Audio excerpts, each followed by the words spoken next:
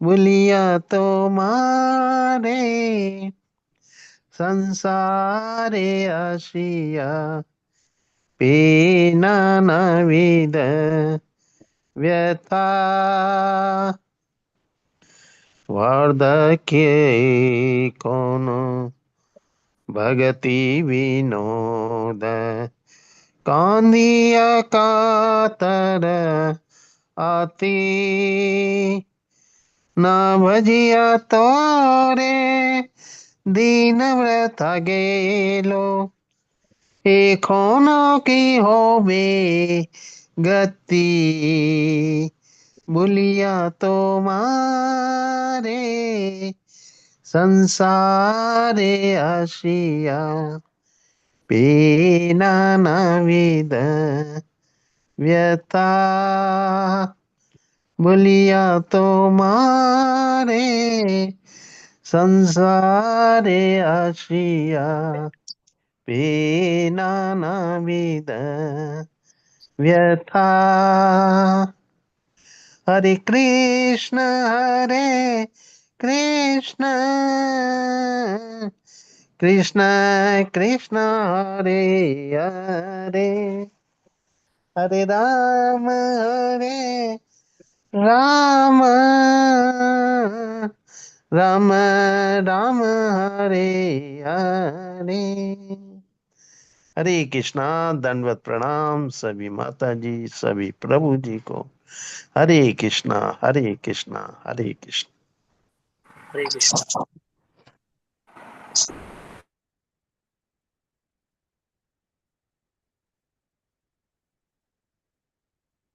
हरे कृष्णा प्रभु जी, बहुत सुंदर, धन्यवाद प्रभु जी। हरे कृष्णा। हरे कृष्णा माता जी, दंडवत प्रणाम माता जी। हरे कृष्ण। दंडवत प्रणाम। हरे कृष्णा। हरे कृष्णा। दंडवत प्रणाम माता जी। दंडवत प्रणाम। हरे कृष्ण। हरे कृष्ण माता जी, दंडवत प्रणाम। जी दंडवत प्रणाम प्रभु। तो चलिए आज का सेशन चालू करते हैं। आज थोड़े कम लोग दिख रहे हैं मुझे, आएंगे खैर, कोई बात नहीं। तो आज हम 11वां अध्याय देखने जा रहे हैं, है ना, जिसका नाम है विराट रूप दर्शन। तो भगवान के विराट रूप का हमको दर्शन आज होने वाला है। हाँ, कल्पना मात्र से ही सही, पढ़ पढ़ के ही सही, लेकिन वो एक भव्य दिव्य ऐसा हमको दर्शन मिलेगा जिस रूप में भगवान भौतिक जगत में प्रकट होते हैं, भौतिक जगत में प्रवेश करते हैं। तो उस रूप को हम देखने जा रहे हैं। 10वें अध्याय में हमने बहुत सारी विभूतियां देखी भगवान की।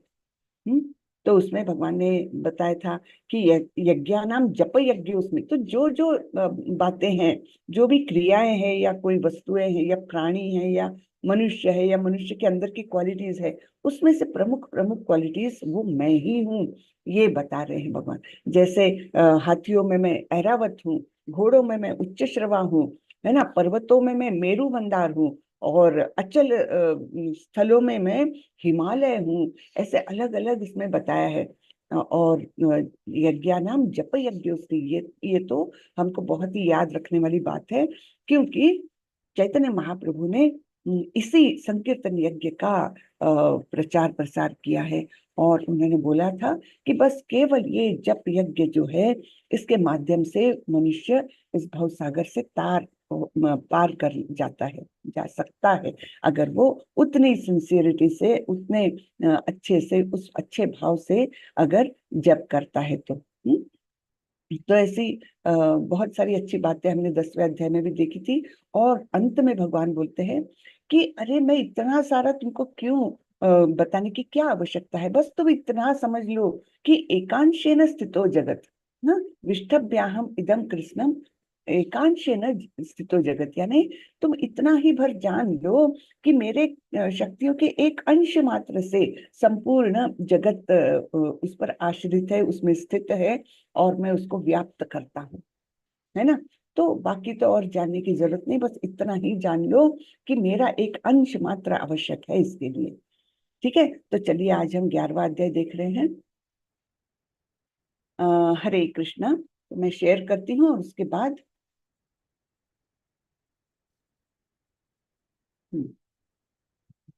उसके बाद मंगलाचरण, है ना। ओम नमो भगवते वासुदेवाय। ओम नमो भगवते वासुदेवाय। ओम नमो भगवते वासुदेवाय। ओम अज्ञानतिमिरान्धस्य ज्ञानाञ्जनशलाकया चक्षुरुन्मिलितं येन तस्मै श्रीगुरवे नमः। श्रीचैतन्यमनोभीष्टं स्थापितं येन भूतले स्वयं रूपः कदा मह्यं ददाति स्वपदान्तिकम्। वन्देऽहं श्रीगुरो श्रीयुतपदकमलं श्रीगुरुन् वैष्णवांश्च श्रीरूपं साग्रजातं सहगण रघुनाथान्वितं तं सजीवं साद्वैतं सावधूतं परिजनसहितं कृष्णचैतन्यदेवं श्रीराधा कृष्णपादान् सहगण ललिता श्रीविशाखान्वितांश्च। हे कृष्ण करुणा सिन्धु दीनबन्धु जगत्पते गोपेश गोपिका कांत श्री राधा कांत नमोस्तुते। तप्त कांचन गौरांगी राधे वृंदावनेश्वरी वृषभानुसुते देवी प्रणमामि हरिप्रिये। नमो विष्णुपदाय कृष्णपृष्ठाय भूतले श्रीमते भक्ति वेदांत स्वामी इति नामिने। नमस्ते सारस्वते देवे गौरवाणी प्रचारिणे निर्विशेषाय शून्यवादी पाश्चात्य देशतारिणी।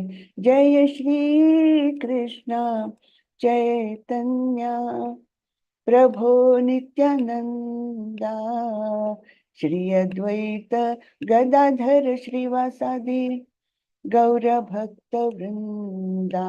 हरे कृष्णा कृष्णा कृष्णा हरे हरे हरे रामा राम राम हरे हरे हरे कृष्णा कृष्णा कृष्णा हरे हरे हरे रामा राम राम हरे हरे। हरे कृष्णा सभी को। हरे कृष्ण माता जी, दंडवत प्रणाम। धन्यवाद प्रणाम। तो हरे कृष्ण। तो हाँ, एक दो बातें बतानी थी। एक तो कल क्लास नहीं होगी, कल सैटरडे है लेकिन कल क्लास नहीं होगी। मैं मंदिर जा रही हूँ कल, तो जल्दी निकलना है 4 बजे ही, तो इसलिए कल की क्लास नहीं होगी। मंडे से मैं नियमित क्लास लूंगी, मंदिर से ही लूंगी, एक दो 3 दिन, ठीक है। तो हो सका तो आप लोगों को मंदिर का दर्शन भी करा लूंगी अगर होता है तो, ठीक है। और दूसरी बात बतानी थी, हाँ, सब लोग अटेंडेंस फिल करिए।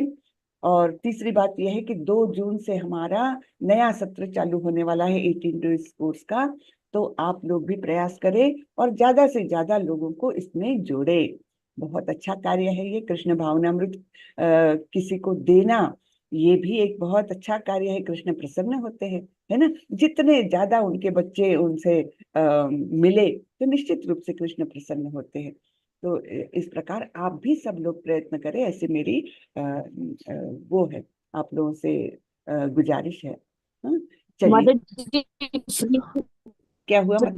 कोर्स है 18 डेज का फ्री। आपकी आवाज 18 डेज का फ्री कोर्स विदाउट एनी। हाँ, ऑफ कोर्स आवाज नहीं आ रही मदर जी? बहुत ब्रेक हो रही है। तो 18 डेज का जो कोर्स है वो हमेशा के समान फ्री है। सारे कोर्सेस इस्कॉन बेंगलुरु के फ्री है। नहीं तो दूसरे टेम्पल्स में भक्ति शास्त्री के लिए 8-10 हजार का चार्जेस लगते हैं, भक्ति वैभव के लिए और भी ज्यादा लगते हैं। लेकिन यहाँ पर हमारे प्रभु जी का मोटो है कि कोई भी कोर्स करने वाले से कोई फीस नहीं ली जाएगी।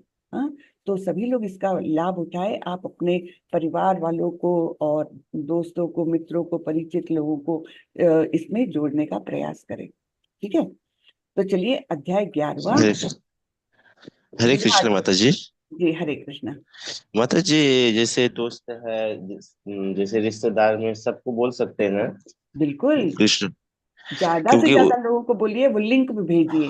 लिंक आएगी अभी ग्रुप में थोड़े दिनों में, एक दो दिन में जी भेजना चालू करेंगे। वो ग्रुप आप अपने व्हाट्सएप ग्रुप के सारे ग्रुप्स में डालिए, सारे परिचितों को भेजिए, और जो आपके निकटवर्ती है उनको तो खास करके फोन करके बताइए कि ज्वाइन करे, है ना। तो थोड़ा जी सा माता जी। प्रयास आप लोगों की ओर से भी हो जाए तो कृष्ण का काम और आगे बढ़ेगा, है ना। वैसे हरे भगवान अ- माता जी एक क्षमा चाहता हूँ, उसमें जैसे 10 नाम अपराध में जैसे बताया गया है, जो नहीं सुनना चाहता उसको बोलने से तो अपराध लगेगा क्या? नहीं नहीं, ऐसा कुछ नहीं है। वो भक्तों को यानी बहुत डीप में हमको बताने की, अभक्तों को बहुत डीप बातें बताने की जरूरत नहीं है। हाँ, उनको ये तो बोल सकते कृष्ण से जुड़ो, ये तो अच्छी जी जी। बात है, लेकिन डीप ज्ञान जो भगवत गीता का ज्ञान है कि ऐसा करो वैसा करो, जो भी हम पढ़ रहे हैं, तो जो इंटरेस्टेड नहीं है उसको नहीं बताने का, है ना। जी इतना बार जी बोला है भगवान ने। लेकिन जी हाँ, जी। प्रयास तो हमको करना है कि जुड़े, फिर उनको इंटरेस्ट डेवलप होगा। और तब हम भक्तों के साथ तो बहुत चर्चा कर सकते हैं, है ना। अभक्तों के साथ ऐसी चर्चा करके अगर आप उनको बताएंगे कि आहा कितना आनंद आता है ये सब करने में, है ना, श्लोका पठन में भी कितना आनंद आता है, लोग हंसेंगे अपने पर, तो नहीं बताने का, है ना। लेकिन जी हमको जोड़ने का प्रयास जरूर करना है। बिल्कुल बिल्कुल माता जी। जी जी माता जी, हरे हम कृष्ण लास्ट में माता जी। बात करेंगे माता जी जी जी, आपसे। अभी शुरू करते हैं। माता जी जी वो भक्ति हरे। शास्त्री क्लासेस तो रेगुलर होती है? भक्ति शास्त्री रेगुलर हो रही है माता जी। और टाइम क्या है माता जी उसका? भक्ति शास्त्री अब जो मैं ले रही हूँ वो सैटरडे को शाम का है, 7 बजे का। और सैटरडे को एक सुबह की भी बैच हो रही है, और इतना मैं हिंदी का जानती हूँ, और एक बैच कहीं तो भी बीच में हो रही है। मैं सैटरडे को इवनिंग वाला ले रही हूँ। वो माता जी चालू वो हो गया लिंक लेकिन। लिंक अगर वो क्षमा हाँ, माता जी मुझे भेज दें। माता जी वो लिंक मिलना वो है, क्योंकि उसके मतलब वो प्रोसेस से ही जाना होता है। अच्छा अच्छा। हाँ, वो प्रोसेस से L4 करने के बाद ही, मतलब वो सबको नहीं दी जा सकती, ऐसा बोल मतलब वो लेवल 4 के बाद ही कर सकते हैं? बिल्कुल हाँ बिल्कुल। माता जी, इनरोलमेंट होता है लेवल 1 लेवल 2 की तरह से, लेवल 5 में ना डायरेक्ट उसका लिंक किसी को भी शेयर नहीं किया जाता। केयर नहीं किया और जाता। जो, हाँ, जो लेवल 5 में होंगे उन्हीं को लिंक मिलेगा, जिनका 7 PM का बैच होगा उन्हीं लोगों को। हम्म। अच्छा माता जी ये मुझे हम, मालूम है। हाँ, तो हाँ, इस बार लेवल 1 पहली लेवल 2 बार की तरह नहीं है। इस बार पहली बार प्रभु जी ने ये ओपन एड दी थी कि भक्ति शास्त्र के लिए जुड़े, लेकिन उनके इंटरव्यूज लिए गए। और जो मतलब एलिजिबल है, जितना बहुत सालों से जुड़े हैं इस्कॉन से, इन डेप्थ नॉलेज है, उनको सिर्फ एडमिशन दिया, नहीं तो अपने ही लोग हैं L4 करने के बाद। हाँ, लेकिन ये स्पेशल बैच निकाली कि बाहर के लोगों को भी जोड़ने का प्रयास है ये। लेकिन ऑफ कोर्स भक्ति शास्त्र में ऐसा तो नहीं लेंगे कि कृष्ण के बारे में कुछ भी नहीं पता और उनको भक्ति शास्त्र में लेंगे, ऐसा तो नहीं। वो जी L4 लेवल का होने के बाद ही उनको एडमिशन दिया है। ठीक है। ठीक है माता जी। जी, हरे कृष्ण। हरे कृष्ण। हरे कृष्ण। चलिए, बहुत टाइम हो गया, आगे बढ़ते हैं। अध्याय 11वां, विराट रूप। अर्जुन उवाच मदनुग्रहाय परमं गुह्यम् अध्यात्म संजितं यक्त्वयोक्तं वचस्तेन मोहोऽयं विगतो मम। अर्जुन ने कहा, आपने जिन अत्यंत गुह्य आध्यात्मिक विषयों का मुझे उपदेश दिया है, उसे सुनकर अब मेरा मोह दूर हो गया है। ठीक है। तो बहुत सारी बातें भगवान ने बताई थी, उसमें चतुश्लोकी भगवत गीता भी बताई है 10वें अध्याय में। कौन सी?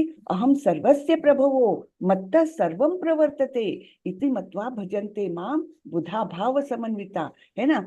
10वें अध्याय का 8वां श्लोक, 8, 9, 10 और 11, ये 4 श्लोक मिलकर बनता है चतुश्लोकी भगवत गीता। इसमें भगवत गीता का सार आ जाता है। तो ये सारी बातें भगवान ने 10वें अध्याय में बताई है। तो अर्जुन बोल रहे हैं कि आपने जिन अत्यंत गुह्य आध्यात्मिक विषयों का मुझे उपदेश दिया है, उसे सुनकर अब मेरा मोह दूर हो गया है ना। जब चतुश्लोकी भगवत गीता सुनाई भगवान ने, उसके बाद अर्जुन ने क्या बोला था? परम ब्रह्म परम धाम पवित्रम परमम भवान, है ना। पूरी तरह से आश्वस्त हो गए अर्जुन कि मुझे कोई संदेह नहीं कि आप ही परमेश्वर है, आप ही परम पवित्र स्थान है ना। आप ही सारे जगत के पालनहार है। ये सब कुछ उनके मन में बिल्कुल आश्वस्त हो गए थे। लेकिन अब 11वें अध्याय में वो क्या इच्छा करते हैं? बोल तो रहे हैं कि मेरा मोह दूर हो गया, लेकिन बोल रहे हैं कि मुझे कृपा करके आपके विराट रूप का दर्शन कराइए, आगे जाकर बोल रहे हैं। ठीक है। तो अब वो क्यों बोल रहे हैं, जब वो खुद के मन में आश्वस्त हो गए हैं तो उनको और क्या टेस्ट ले रहे हैं भगवान की, है ना। तो ये मन में अपने शंका आ जाती है कि ऐसा क्यों बोला अर्जुन ने। हम आगे देखते हैं इसको। यहाँ तो बोल रहे हैं उसे सुनकर अब मेरा मोह दूर हो गया है। और फिर आगे बोल रहे हैं, भवाप्ययो हि भूतानां श्रुतौ विस्तरशो मया त्वत्तः कमलपत्राक्ष महात्म्यमपि चाव्ययम्। हे कमल नयन, मैंने आपसे प्रत्येक जीव की उत्पत्ति तथा लय के विषय में विस्तार से सुना है और आपकी अक्षय महिमा का भी अनुभव किया है।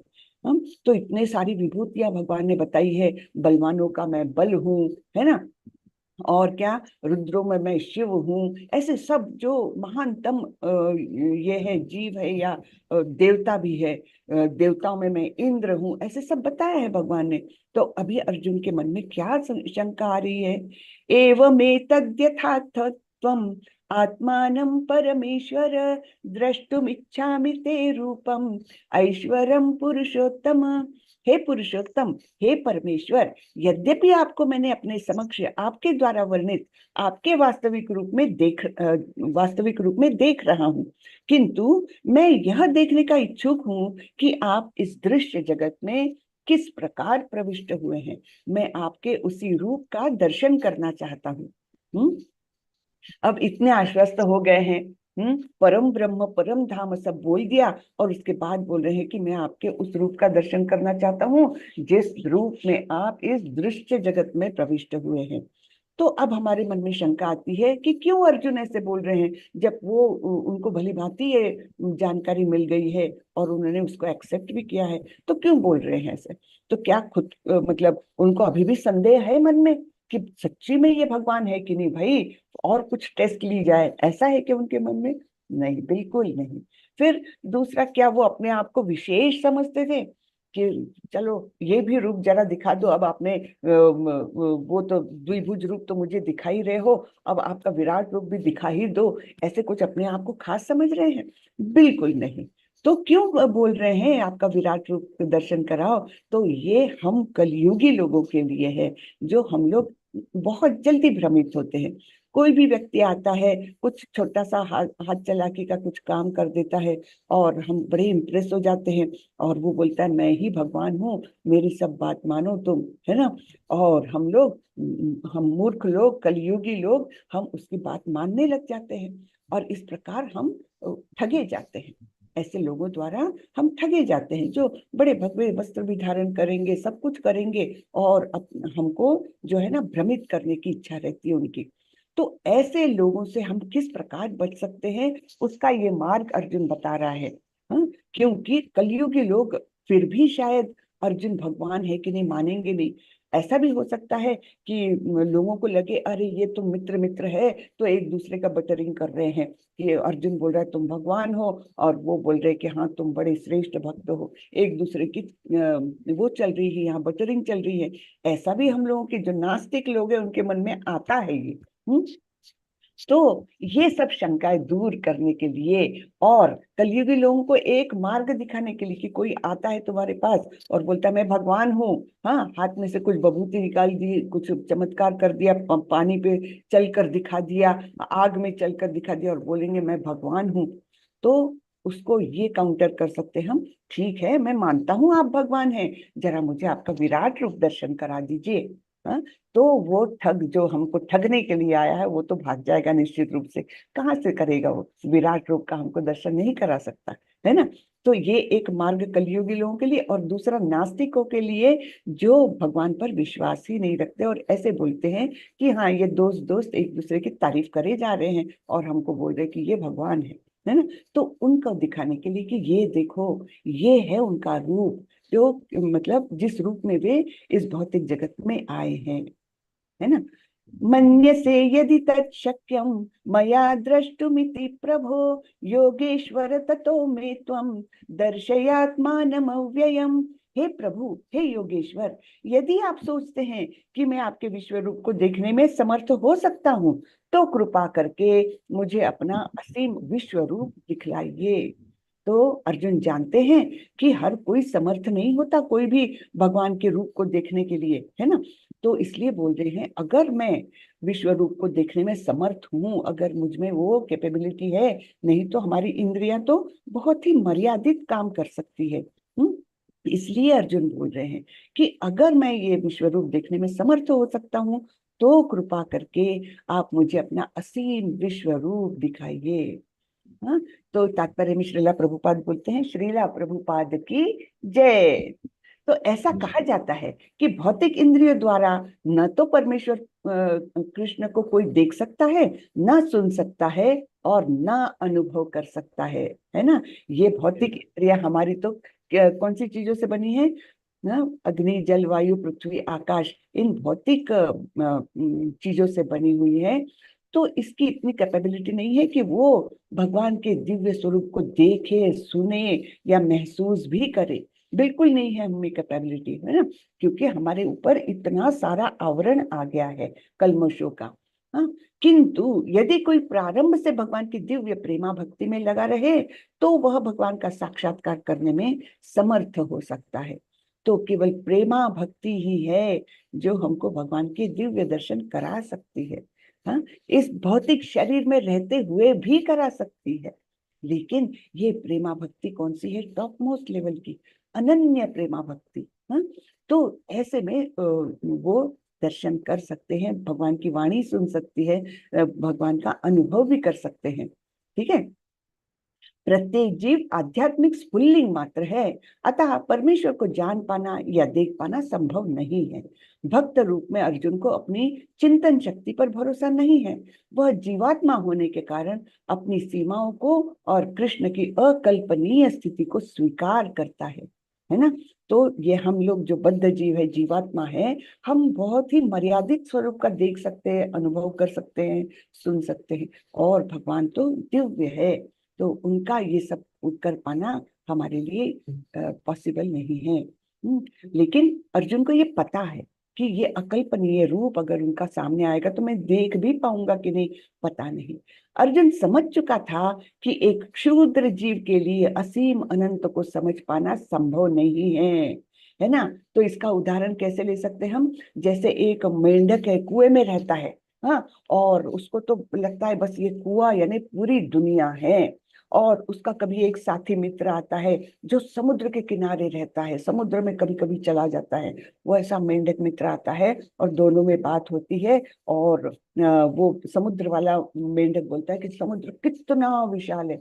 बोले विशाल है? इतने मेरे कुएं जितना विशाल है क्या? अरे बोले उससे तो बहुत बहुत विशाल है। अच्छा, तो कितना विशाल है? वो कल्पना ही नहीं कर सकता। वैसे ही हम भी कूप मंडूक वृत्ति है हमारी भी, जो हमारे अनुभव में है, बस उसके आधार पर ही हम सब कुछ अनुभव करना चाहते हैं, जो हमको पता है उसके आधार पर। लेकिन हमारा जो अनुभव है वो तो भौतिक है, बहुत ही छोटे स्तर पर है, बहुत ही क्षुद्र है। तो उससे हम भगवान को यानी असीम अनंत को नहीं समझ सकते। यदि अनंत स्वयं प्रकट हो जाए तो अनंत की कृपा से ही उसकी प्रकृति को समझा जा सकता है। तो इसके लिए भगवान की कृपा चाहिए, भगवान को देखने के लिए भी भगवान की कृपा चाहिए, है ना। यहाँ पर योगेश्वर शब्द भी अत्यंत सार्थक है, क्योंकि भगवान के पास अचिंत्य शक्ति है। यदि वे चाहे तो असीम होकर भी अपने आप को प्रकट कर सकते हैं। अतः अर्जुन कृष्ण की अकल्पनीय कृपा की याचना करता है, वह कृष्ण को आदेश नहीं देता। बहुत ध्यान से ये समझना है हमको। हम लोग क्या करते हैं, भगवान देखो मैंने इतने सारे उपास किए, अब तो तुमको मेरे सामने आना ही होगा। ये हम तो जिद पकड़ लेते हैं, ऑर्डर देते हैं भगवान को, मैं ये करूंगा लेकिन तुमको आना पड़ेगा मेरे सामने। तो ये भगवान कोई हमारे हमसे बंधे हुए नहीं है, हमारे बंधन में नहीं है कि वो हमारे आदेश को पाले, बिल्कुल नहीं। वो जब उनकी कृपा होती है, जब उनकी इच्छा होती है ना, तब वो स्वयं को प्रकट करते हैं।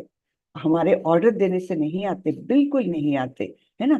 तो वह कृष्ण को आदेश नहीं देता।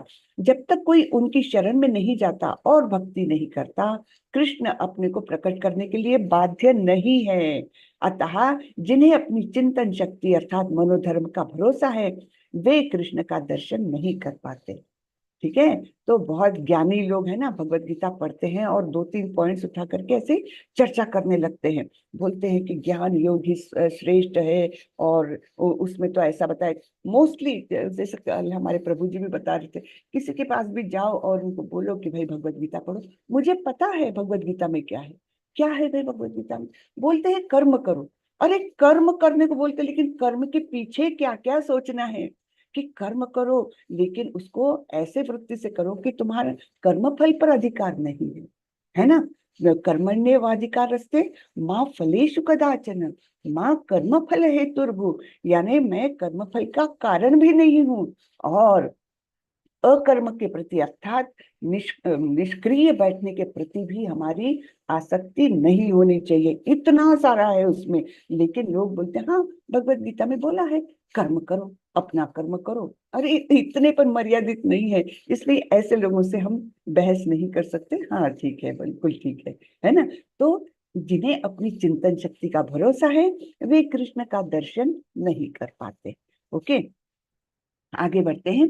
श्री भगवान उवाच पश्य मे पार्थ रूपाणि शतशोथ सहस्रशः नाना विधानि दिव्यानि नाना वर्णाकृतीनि च।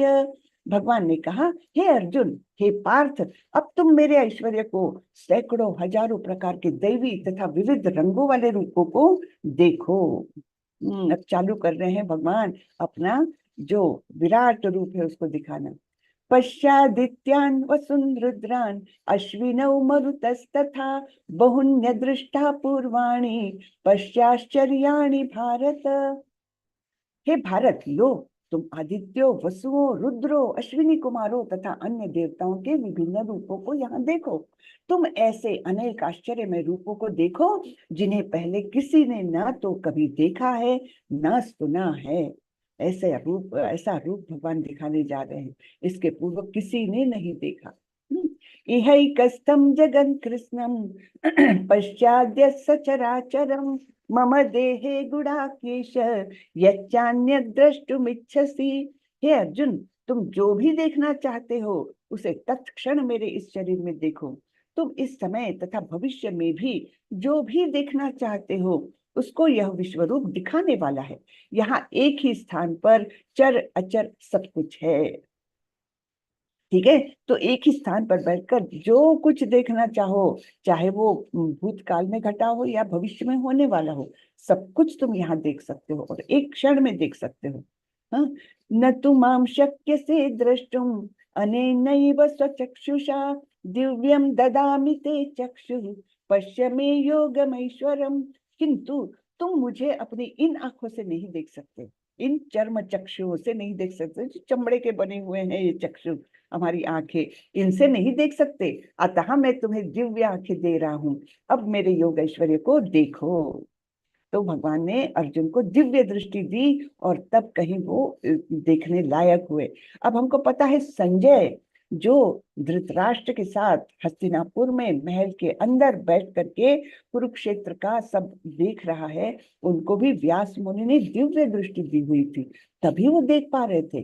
तो संजय भी भगवान के इस विराट रूप का दर्शन कर पाए, अन्य कोई नहीं कर पाया, है ना। बाकी इतने सारे सैनिक थे, दुर्योधन था, भीष्म पितामह, सारे इतने योद्धा थे, अन्य पांडव भी थे अर्जुन के अलावा, लेकिन बाकी कोई नहीं देख पाए इस विराट रूप को।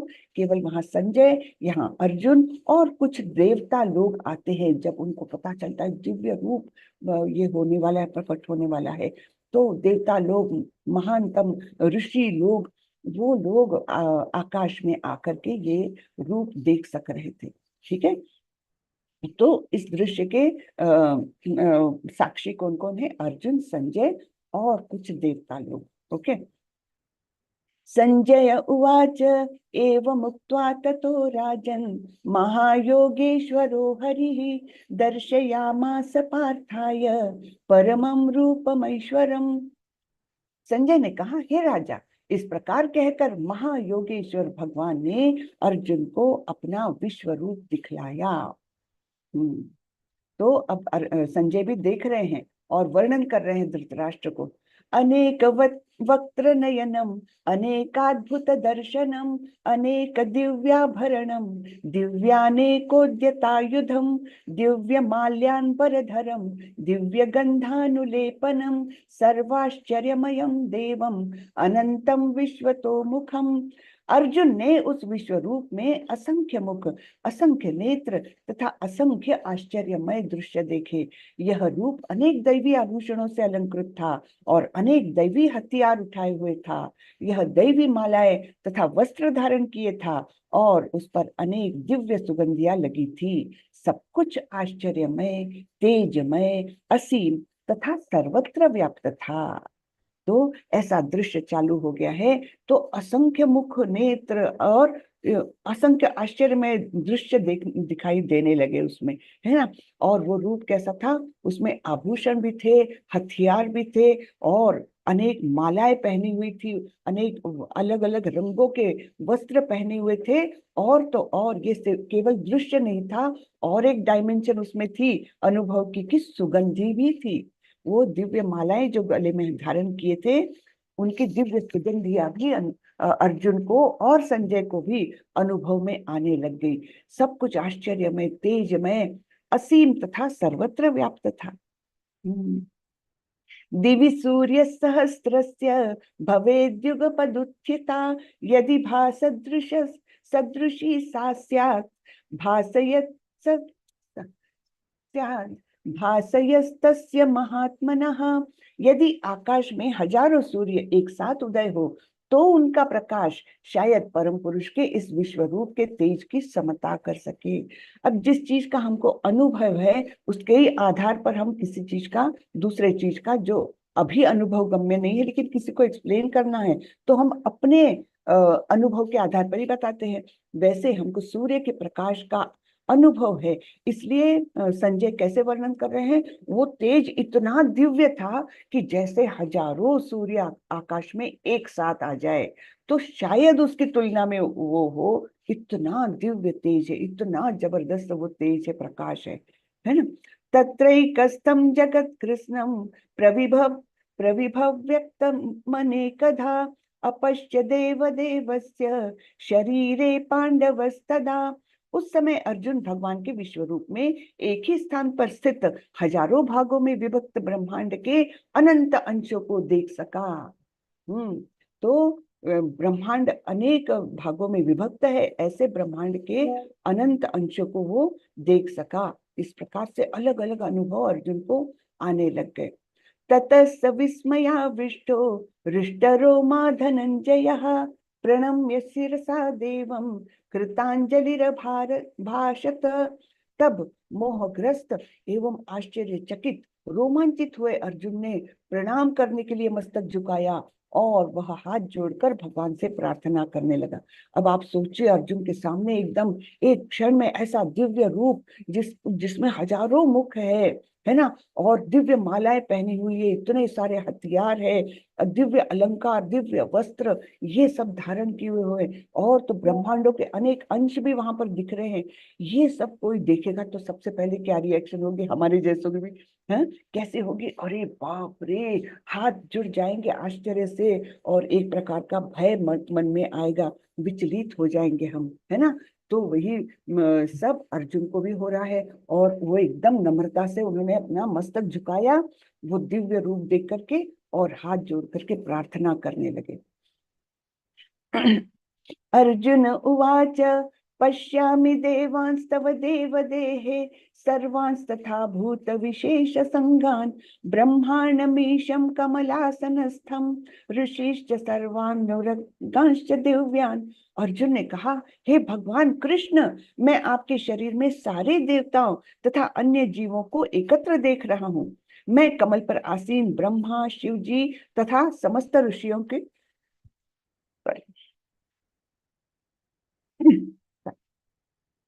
मैं कमल पर आसीन ब्रह्मा, शिव जी तथा समस्त ऋषियों एवं दिव्य सर्पों को देख रहा हूँ। तो देखिए, यानी यहाँ से हमको क्लियर हो रहा है कि भगवान का जो शरीर है, शरीर के अंग स्वरूप है ब्रह्मा जी, शिव जी, सभी ऋषि गण और तो और सभी जीव भी, यहाँ पर दिव्य सर्प भी दिख रहे हैं उनको, जैसे वासुकी नाग है ना, ये सारे सर्प भी उनको वहां दिख रहे हैं। तो यहाँ से हमारा भी भ्रम निकल रहा है कि नहीं, है ना। अर्जुन का तो निकल गया, हमारा थोड़ा थोड़ा निकलना चालू हो रहा है कि हाँ, निश्चित रूप से शिव जी ब्रह्मा जी भी भगवान के शरीर के अंग रूपी है।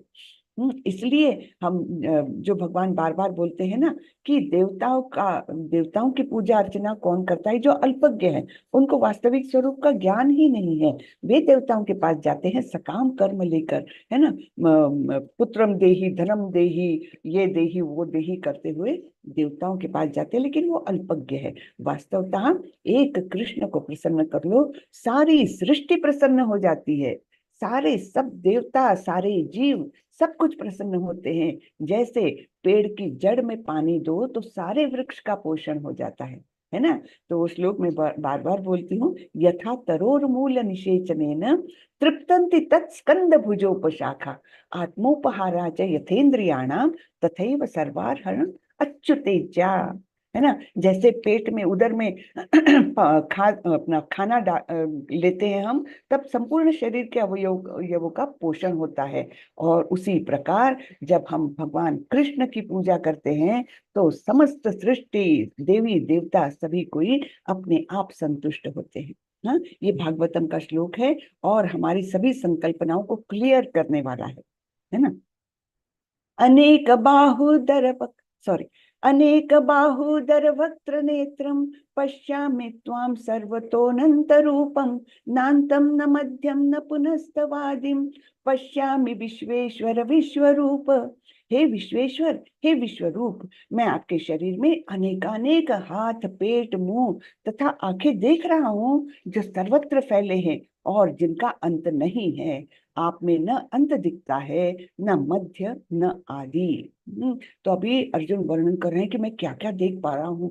बाप रे, इतने सारे हाथ, पेट, मुंह, सब कुछ देख रहा हूँ, आंखें भी है, और ये सर्वत्र फैले हुए हैं, कोई एक जगह पर सीमित नहीं है। ना उनकी शुरुआत दिख रही है, ना अंत दिख रहा है, ना मध्य दिख रहा है, तो ना संपूर्ण रूप से उन्होंने व्याप्त कर लिया है उस रूप ने, है ना।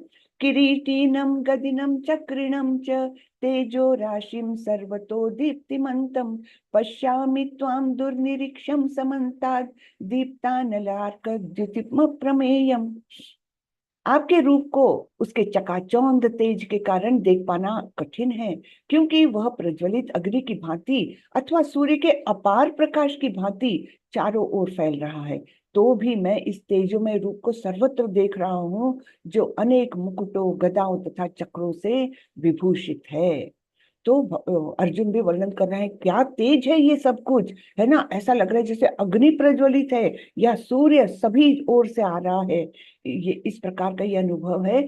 फिर भी इतने तेज में भी मैं सब कुछ कुछ देख पा रहा हूँ कि अनेक मुकुट है, गदाएं हैं, चक्र है, ऐसे ये विभूषित ऐसा रूप है ना।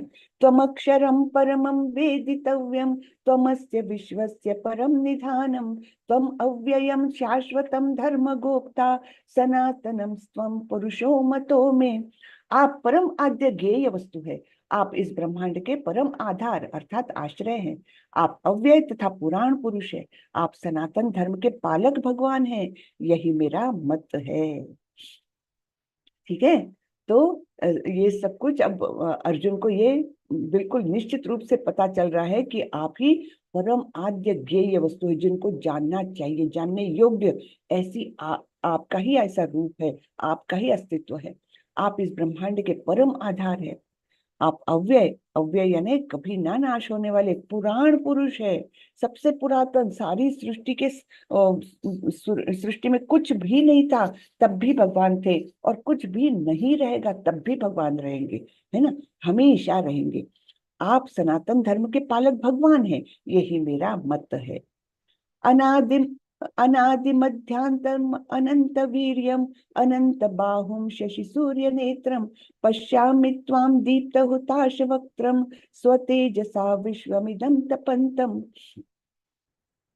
आप आदि, मध्य तथा अंत से रहित है, आपका यश अनंत है, आपकी असंख्य भुजाएं हैं और सूर्य तथा चंद्रमा आपकी आंखें हैं। मैं आपके मुख से प्रज्वलित अग्नि निकलते और आपके तेज से इस संपूर्ण ब्रह्मांड को जलते हुए देख रहा हूँ। तो ये ऐसा विकराल रूप भी दिख रहा है भगवान का, है ना, जिसमें असंख्य भुजाएं हैं और सूर्य चंद्रमा जैसे आंखें आंखें हैं आपकी, तेजस्वी अत्यंत तेज आ रहा है। और मैं आपके मुख से प्रज्वलित अग्नि निकलते, है ना, अग्नि भी दिख रही है उनके मुंह से निकल रही है, और सारा ब्रह्मांड जैसे उसमें उस अग्नि में जल रहा है, ऐसा प्रतीत हो रहा है। द्यावा द्यावा पृथिव्यो सॉरी द्यावा पृथिव्योरिदमन्तरं हि व्याप्तं त्वयैकेन दिशश्च सर्वः द्रष्टाद्भुतं रूपमुग्रं तवेदं लोकत्रयं प्रव्यथितं महात्मन्। यद्यपि आप एक है, किंतु आप आकाश तथा सारे लोकों एवं उनके बीच के समस्त अवकाश में व्याप्त है। हे महापुरुष, आपके इस अद्भुत तथा भयानक रूप को देखकर सारे लोग भयभीत है। सारे देवता लोग और सारे लोगों के अन्य लोगों के जो रहने वाले हैं, वास करने वाले हैं, वो जो कोई देखने के लिए सक्षम है वो देख करके भयभीत हो रहे हैं। अमीहि त्वां सुरसंगा विशन्ति केचित् भीता प्राञ्जलयो गृह्णन्ति स्वस्तीत्युक्त्वा महर्षि सिद्धसंगा स्तुवन्ति त्वां स्तुतिभिः पुष्कलाभिः। देवों का सारा समूह आपकी शरण ले रहा है और आप में प्रवेश कर रहा है। उनमें से कुछ अत्यंत भयभीत होकर हाथ जोड़े आपकी प्रार्थना कर रहे हैं। महर्षियों तथा सिद्धों के समूह कल्याण हो कहकर वैदिक स्तोत्रों का पाठ करते हुए आपकी स्तुति कर रहे हैं। तो ये सब रिएक्शंस कैसी हो रही है ना, देवों का समूह आपकी शरण ले रहा है और आप में प्रवेश कर रहा है, क्योंकि वहीं से तो उत्पन्न हुए हैं, तो वहीं पर शरण ले रहा है, वही सेफेस्ट जगह है ऐसा सोच के। और उनमें से कुछ अत्यंत भयभीत होकर हाथ जोड़कर आपकी प्रार्थना कर रहे हैं। महर्षि और सिद्धों के समूह कल्याण हो कहकर वैदिक स्तोत्रों का पाठ करते हुए आपकी स्तुति कर रहे हैं। तो हर एक की ऐसी रिएक्शन है, बेसिकली सभी लोग भयभीत है वो उग्र रूप देख करके। रुद्रादित्या वसवो ये च साध्या विश्वेश्विनो मरुतश्चोष्मपाश्च गंधर्व यक्षासुर सिद्ध संगा वीक्षन्ते त्वां विस्मिताश्चैव सर्वे। शिव के विविध रूप आदित्य गण, वसु, साध्य, विश्वे देव, दोनों अश्विनी कुमार, मरुदगण, पितृगण, गंधर्व, यक्ष, असुर तथा सिद्ध देव सभी आपको आश्चर्यपूर्वक देख रहे हैं। हाँ, तो सब लोग आश्चर्यचकित होकर के आपको देख रहे हैं, ऐसा अद्भुत रूप है आपका। रूपम महत्ते बहुवक्त्र नेत्रम महाबाहो बहुबाहुरूपादम बहुदरम बहुद्रष्टा करालम दृष्टा लोका प्रव्यथितास्तथाहम। हे महाबाहु, आपके इस अनेक मुख, नेत्र, बाहु, जंघा, पांव, पेट तथा भयानक दांतों वाले विराट रूप को देखकर देवता गण सहित सभी लोग अत्यंत विचलित है, और उन्हीं की तरह मैं भी हूँ।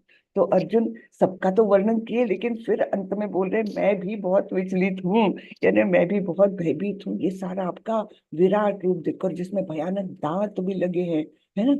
नभस्पृश्यम दीप्तमनेक वर्णम व्यात्ताननम दीप्त विशाल नेत्रम दृष्टा हि त्वां प्रव्यथितांतरात्मा धृतिम न विन्दामि शमं च विष्णु।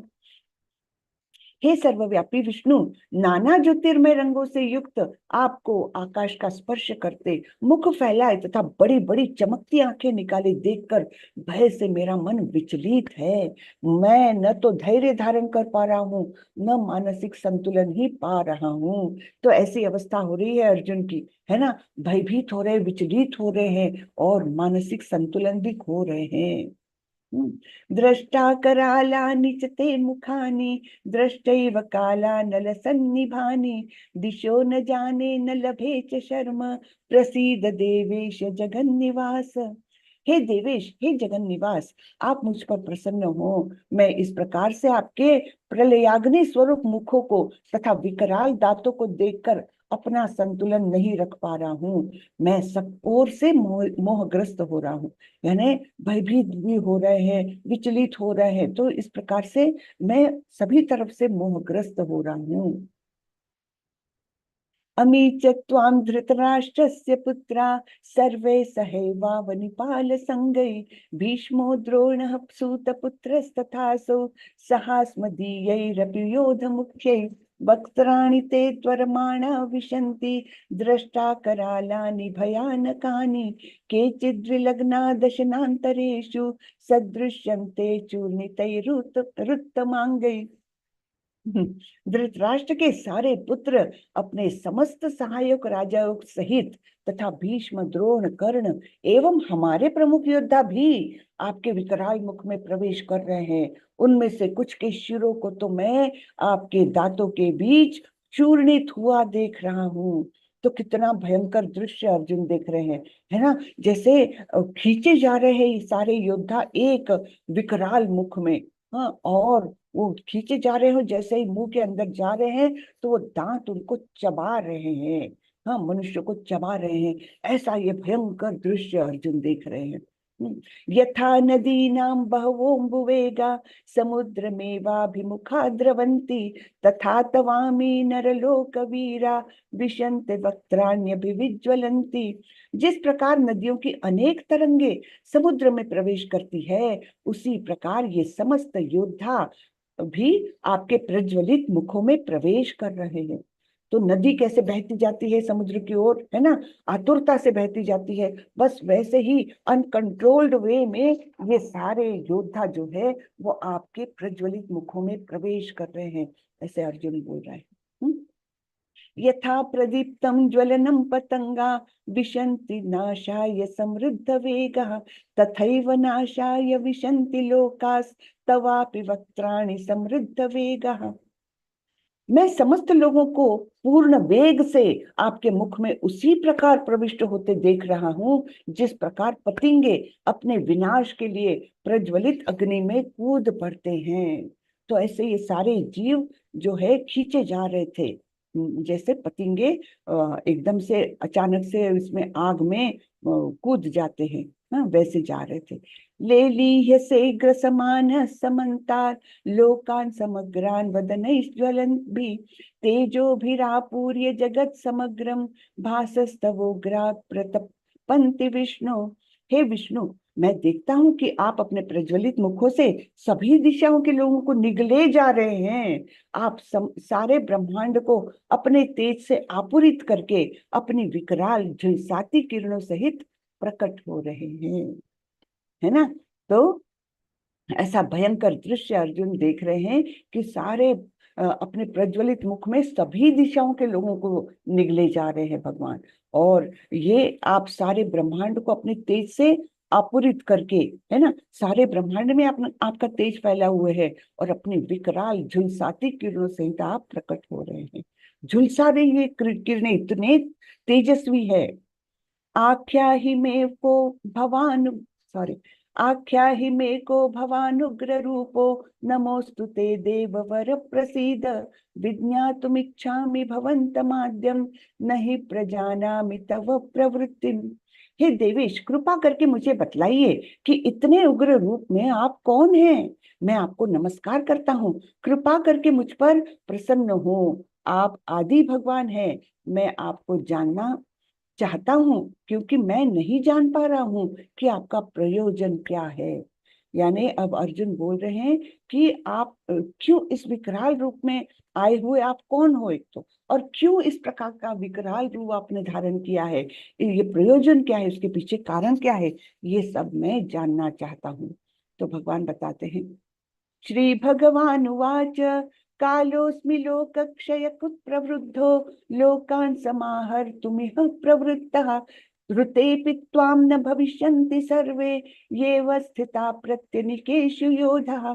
भगवान ने कहा, समस्त जगतों को विनष्ट करने वाला काल मैं हूँ, है ना। तो काल भी भगवान ही है, अर्थात संहार करने वाले भी भगवान ही है।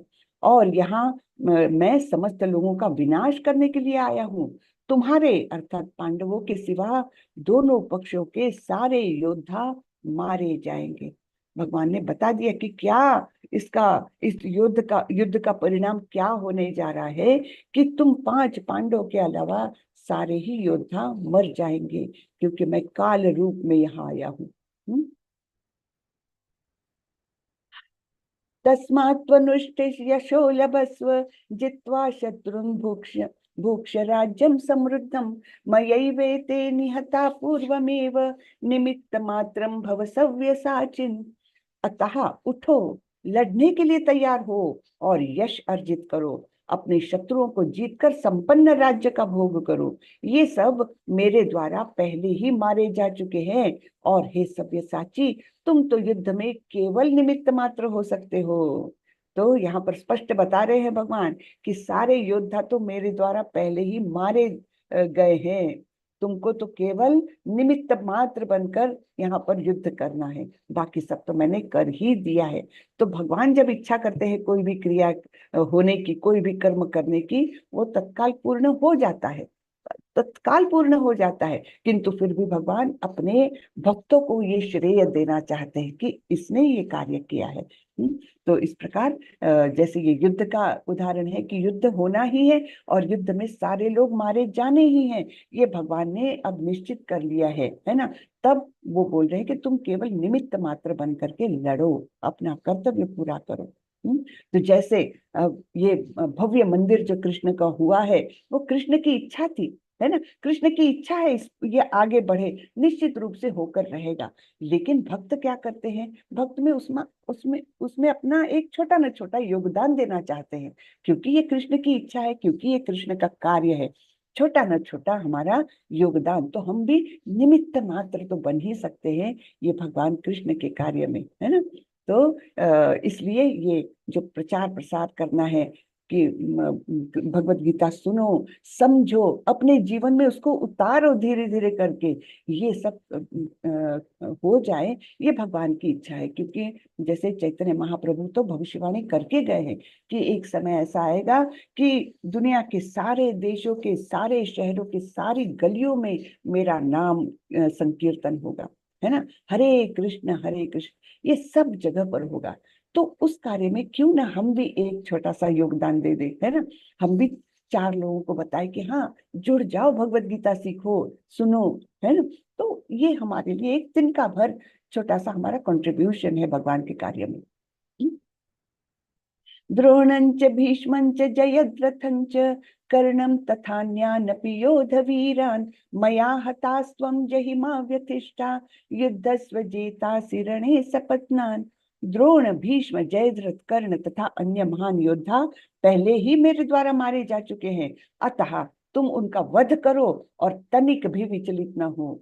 तुम केवल युद्ध करो, युद्ध में तुम अपने शत्रुओं को परास्त करोगे। भगवान भविष्यवाणी बता दे रहे हैं पूरी तरह से अर्जुन को कि तुम केवल कर्तव्य पालन करो, तुम उनका वध करो और बिल्कुल विचलित न हो। ये नहीं सोचो कि मुझे पाप लगेगा और मैं क्यों ये सब कर रहा हूँ, मुझे कौन सा सुख मिलने वाला है, ये सब सोचने की तुमको जरूरत नहीं है। बिल्कुल विचलित ना हो तुम केवल युद्ध करो और तुम निश्चित रूप से युद्ध में शत्रुओं को परास्त करोगे। संजय उवाच एतत् श्रुत्वा वचनं केशवस्य कृताञ्जलिर्वेपमानः किरीटी नमस्कृत्वा भूय एवाह कृष्णं सगद्गदं भीतः प्रणम्य। संजय ने धृतराष्ट्र से कहा, हे राजा, भगवान के मुख से इन वचनों को सुनकर कांपते हुए अर्जुन ने हाथ जोड़कर उन्हें बारंबार नमस्कार किया। फिर उसने भयभीत होकर अवरुद्ध स्वर में कृष्ण से इस प्रकार कहा। तो सब कुछ संजय देख रहे हैं और धृतराष्ट्र को बता भी रहे हैं। इसका परिणाम संजय पर बहुत कुछ हो रहा है, लेकिन धृतराष्ट्र अपने भ्रम से बाहर नहीं निकल पाते हैं। तो यही है ना कि गंगा बह रही है, लेकिन जो औंधा घड़ा है उस पर कोई परिणाम होता ही नहीं है, पानी उसके अंदर जाता ही नहीं, कितनी भी बारिश हो जाए। लेकिन जो भक्त है, जो ग्रहण करना चाहते हैं भगवान के बारे में उपदेश, तो उनको ये सब ये ग्रहण कर सकते हैं, बराबर ना।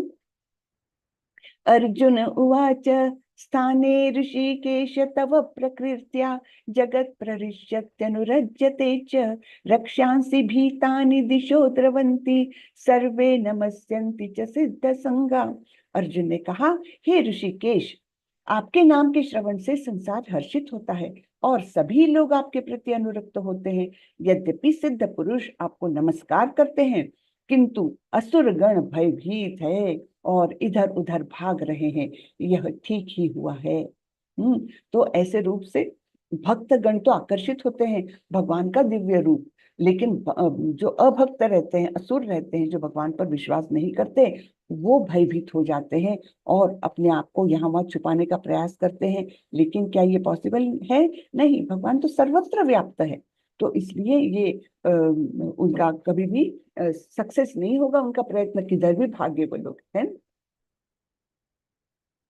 कस्माच्च तेन नमेर्महान्मन् गरीयसे ब्रह्मणोऽप्यादिकर्त्रे अनंत देवेश जगन्निवास त्वमक्षरं सद असत् परम त्वमक्षरं सत्त सत्तम परत्यत्। हे महात्मा, आप ब्रह्मा से भी बढ़कर है, आप आदि सृष्टा है, तो फिर वे आपको सादर नमस्कार क्यों ना करे। हे अनंत, हे देवेश, हे जगन निवास, आप परम स्रोत, अक्षर, कारणों के कारण तथा इस भौतिक जगत से परे हैं। ठीक है, तो इस प्रकार से अर्जुन वर्णन कर रहे हैं। त्वम आदिदेवं पुरुषः पुराण स्वमस्य विश्वस्य परम निधानम वेत्तासि वेद्यं च परम च धाम त्वया ततं विश्वमनंत रूप। आप आदि देव, सनातन पुरुष तथा इस दृश्य जगत के परम आश्रय हैं। आप सब कुछ जानने वाले हैं और आप ही वह सब कुछ है जो जानने योग्य है। आप भौतिक गुणों से परे परम आश्रय है। हे अनंत रूप, यह संपूर्ण दृश्य जगत आपसे व्याप्त है। तो अर्जुन ऐसे अलग अलग तरीके से भगवान का वर्णन कर रहे हैं। वायुर्यमोऽग्नि वरुणश्च शांकः प्रजापतिस्त्वं प्रपितामहश्च नमो नमस्तेस्तु सहस्रकृत्वः पुनश्च भूयोऽपि नमो नमस्ते। आप वायु है तथा परम नियंता भी है। आप अग्नि है, जल है तथा चंद्रमा है। आप आदि जीव ब्रह्मा है और आप प्रपितामह भी है। प्रपितामह क्यों बोला है? क्योंकि ब्रह्मा जी को भी निर्माण करने वाले आप ही है ना। तो आप आदि जीव ब्रह्मा है और आप ही उनको निर्माण करने वाले, इसलिए आप प्रपितामह भी है। अतः आपको 1000 बार नमस्कार है और पुनः पुनः नमस्कार है। नमः पुरस्तादथ पृष्ठरस्ते नमोस्तुते सर्वत एव सर्व अनंत वीर्यामित विक्रमस्त्वं सर्वं समाप्नोषि ततोऽसि सर्वः। आपको आगे पीछे तथा चारों ओर से नमस्कार है। हे असीम शक्ति, आप अनंत पराक्रम के स्वामी हैं। आप सर्वव्यापी है, अतः आप सब कुछ है। तो जो कुछ है वो भगवान ही है। सखेति मत्वा प्रसभं यदुक्तं हे कृष्ण हे यादव हे सखेति अजानता महिमानं तवेदं मया प्रमादात् प्रणयेन वापि यच्चावहा सार्थम सत्कृतोऽसि विहारशय्यासन भोजनेषु एकोऽथ वाप्यच्युत तत्समक्षं तच्छामये त्वाम् अहम् अप्रमेयम्। अब अर्जुन को लगने लगा, अरे बाप रे, ये अद्भुत रूप वाले जो कृष्ण है, ये तो मेरे सखा थे, है ना। और सखा के रूप में मैंने इनके साथ कितनी इससे बातें की है, इनफॉर्मल बातें की है ना। कभी उनको बोला है हे कृष्ण हे यादव, है ना, हे सखा इधर आओ, ये ऐसे प्रकार की बातें की है। तो इन सबके लिए अभी अर्जुन के मन में एक प्रकार से ग्लानि उठ रही है ना। क्या बोल रहे हैं? आपको अपना मित्र मानते हुए मैंने हठ पूर्वक आपको हे कृष्ण हे यादव हे सखा जैसे संबोधनों से पुकारा है, क्योंकि मैं आपकी महिमा को नहीं जानता था। मैंने मूर्खतावश या प्रेमवश जो कुछ भी किया है, कृपया उसके लिए मुझे क्षमा करे। यही नहीं, मैंने कई बार आराम करते समय, एक साथ लेटे हुए या साथ साथ खाते या बैठे हुए, कभी अकेले तो कभी अनेक मित्रों के समक्ष आपका अनादर भी किया है। हे अच्युत, मेरे इन समस्त अपराधों को क्षमा करे। अब जब अर्जुन को ये वास्तविकता पता चल रही है, तब उनको सब याद आ रहा है कि मैंने तो इनके साथ ऐसा ऐसा व्यवहार किया, कभी हंसी मजाक में उनका अनादर भी किया और साथ साथ में कभी आराम किए, एक ही पलंग पर लेट गए, है ना, कभी साथ साथ में ही एक ही थाली में खा लिया। इस प्रकार से मैंने उनका कितनी बार अनादर किया है। अब अर्जुन बोल रहे हैं कि मुझे इन समस्त अपराधों के लिए मुझे क्षमा कर दो। है ना। पितासि लोकस्य चराचरस्य त्वमस्य पूज्यश्च गुरुर्गरीयान् न त्वत्समोऽस्त्यभ्यधिकः कुतोऽन्यो लोकत्रयेऽप्य प्रतिम प्रभाव। आप इस चर तथा अचर संपूर्ण दृश्य जगत के जनक है। आप परम पूज्य महान आध्यात्मिक गुरु है। न तो कोई आपके तुल्य है, न ही कोई आपके समान हो सकता है। हे अतुल शक्ति वाले प्रभु, भला तीनों लोकों में आपसे बढ़कर कोई कैसे हो सकता है ना। तो ये सब अद्भुत बातें देख करके अर्जुन ये सब वर्णन कर रहे हैं कि आप ही परम पूज्य आध्यात्मिक गुरु है, दृश्य जगत के जनक है, और आपके समान कोई नहीं हो सकता है ना। तस्मात् प्रणम्य परिनिधाय कायं प्रसादये त्वाम् अहमीश मीड्यं पितेव पुत्रस्य सखेव सख्युं प्रिय प्रियार्यार्हसि देव सोढुम्। आप प्रत्येक जीव द्वारा पूजनीय भगवान हैं, अतः मैं गिरकर सादर प्रणाम करता हूँ और आपकी कृपा की याचना करता हूँ। जिस प्रकार पिता अपने पुत्र की ढिठाई सहन करता है, या मित्र अपने मित्र की धृष्टता सहन कर लेता है, या प्रिय अपनी प्रिया का अपराध सहन कर लेता है, उसी प्रकार आप कृपा करके मेरी त्रुटियों को सहन कर ले, है ना। तो मुझसे गलतियां जो हुई है उसको आप सहन कर ले। अदृष्ट पूर्वम ऋषितोस्मि दृष्टा भयेन च प्रव्यथितं मनो मे तदेव मे दर्शय देव रूपम प्रसीद देवेश जगन्निवास। पहले कभी न देखे गए आपके इस विराट रूप का दर्शन करके मैं पुलकित हो रहा हूँ, किंतु साथ ही मेरा मन भयभीत हो रहा है। अतः आप मुझ पर कृपा करें और हे देवेश, हे जगन निवास, अपना पुरुषोत्तम भगवत स्वरूप पुनः दिखाए। तो अर्जुन अब सहन नहीं कर पा रहा है वो दिव्य रूप, जिसको देख देख कर वह भयभीत हो रहा है, जिसके एक मुख में सारे योद्धा खींचे जा रहे हैं और चूर्णित हो रहे हैं, है ना। ये सब देख करके अब भयभीत अर्जुन क्या बोल रहे हैं, आप अपने सामान्य रूप में आ जाए, पुरुषोत्तम भगवान के रूप में, अर्थात द्विभुज रूप में आ जाए। किरीटिनं गदिनं चक्रहस्तम् इच्छामि त्वां द्रष्टुमहं तथैव तेनैव रूपेण चतुर्भुजेन सहस्रबाहो भव विश्वमूर्ते। लेकिन उसके पहले अर्जुन क्या रिक्वेस्ट कर रहे हैं कि मुझे आपका चतुर्भुज रूप भी देखना है, जो मुकुटधारी होते हैं, है ना, और हाथों में शंख चक्र गदा पद्म ऐसे लिए होते हैं, वो चतुर्भुज रूप भी मुझे देखने की इच्छा है। तो बोल रहे हैं, हे विराट रूप, हे सहस्त्रभुज भगवान, मैं आपके मुकुटधारी चतुर्भुज रूप का दर्शन करना चाहता हूँ, जिसमें आप अपने चारों हाथों में शंख चक्र गदा तथा पद्म धारण किए हो। मैं उसी रूप को देखने की इच्छा करता हूँ। मया प्रसन्नेन तवार्जुनेदं रूपं परं दर्शितमात्मयोगात् तेजोमयं विश्वम् अनंतमाद्यं यन्मे त्वदन्येन न दृष्टपूर्वम्। भगवान ने कहा, अब अर्जुन ने अपनी रिक्वेस्ट रख ली कि अब बहुत हो गया, ये दिव्य रूप देख करके मेरी घबराहट हो रही है, तो आप अपने नॉर्मल जो द्विभुज रूप है उसमें आओ, लेकिन उसके पहले मुझे आपका चतुर्भुज रूप भी देखने की इच्छा है। तो भगवान बोल रहे हैं कि हे अर्जुन, मैंने प्रसन्न होकर अपनी अंतरंगा शक्ति के बल पर तुम्हें इस संसार में अपने इस परम विश्व रूप का दर्शन कराया है। इसके पूर्व अन्य किसी ने भी इस असीम तथा तेजोमय आदि रूप को कभी नहीं देखा है। तो पहले तो चौथे अध्याय में भगवान ने बताया था कि किस प्रकार उन्होंने गीता का उपदेश विवस्वान को दिया था, यानी अर्जुन पहले श्रोता नहीं है, ये बताया था। लेकिन यहाँ पर जो दर्शन दे रहे हैं, जो विराट रूप का दर्शन दे रहे हैं, भगवान बोल रहे इसके पहले मैंने किसी को भी ये रूप नहीं दिखाया था। तो ऐसा ये दिव्य रूप देखने वाले अर्जुन प्रथम जीव थे। लेकिन इसके पहले भी भगवान ने आंशिक रूप से जो रूप का दर्शन कराया है, वो एक बार यशोदा मैया को कराया था, है ना, जब मिट्टी खा करके आ रहे थे वे, और बलराम जी ने उनकी कंप्लेन कर दी यशोदा मैया को कि इसने मिट्टी खाई है, और भगवान बोल रहे थे नहीं नहीं, मैंने नहीं खाई, मैंने नहीं खाई। तब यशोदा मैया बोली कि अच्छा तो चलो मुख खोल करके बता दो मुझे कि सच्ची में मिट्टी खाई है कि नहीं। तब उन्होंने मुख खोला, इतने से नन्हे से बालक उन्होंने मुख खोला और यशोदा मैया को क्या दिखा, ब्रह्मांड के दर्शन हुए उनको, है ना। अनेक अनेक ग्रह, सूर्य चंद्र तारे, अनेक ब्रह्मांड, ऐसे दर्शन हुए।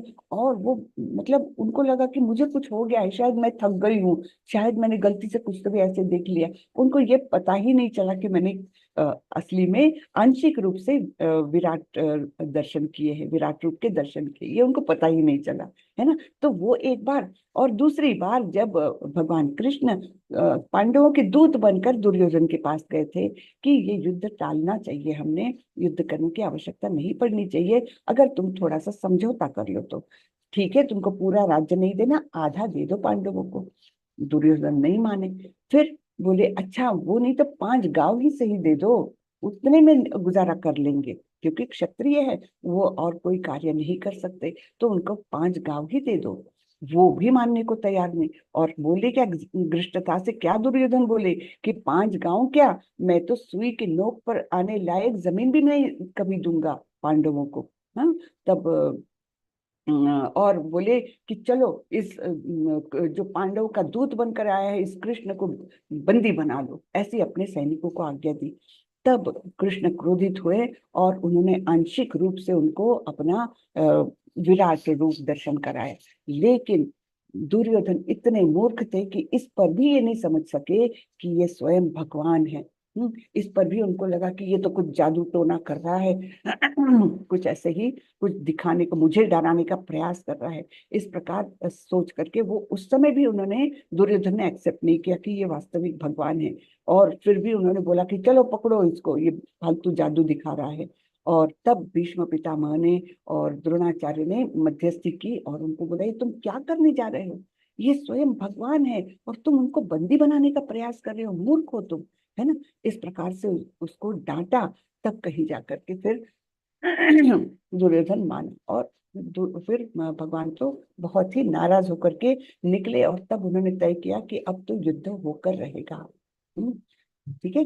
तो इस प्रकार, लेकिन ये पूर्ण विराट रूप जो दर्शन है वो किसी ने कभी नहीं देखा, भगवान ने किसी को भी नहीं दिखाया। न वेद यज्ञाध्ययनैर्न दानैर्न च क्रियाभिर्न तपोभिरुग्रैर् एवं रूपः शक्य अहं नृलोके द्रष्टुम त्वदन्येन कुरु प्रवीर। हे कुरु श्रेष्ठ, तुमसे पूर्व मेरे इस विश्व रूप को किसी ने नहीं देखा।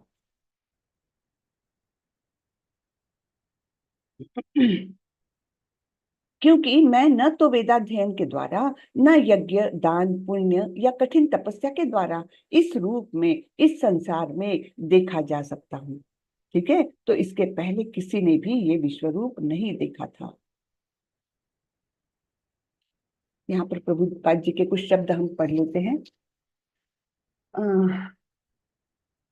काफी बड़ा है, ठीक है। माते व्यथा मा च विमूढ़ भावो दृष्टा रूपम घोरमिड्यम स्ममेदम व्यपेत भी प्रीतमना पुनस्त्वं तदेव मे रूपमिदं प्रपश्य।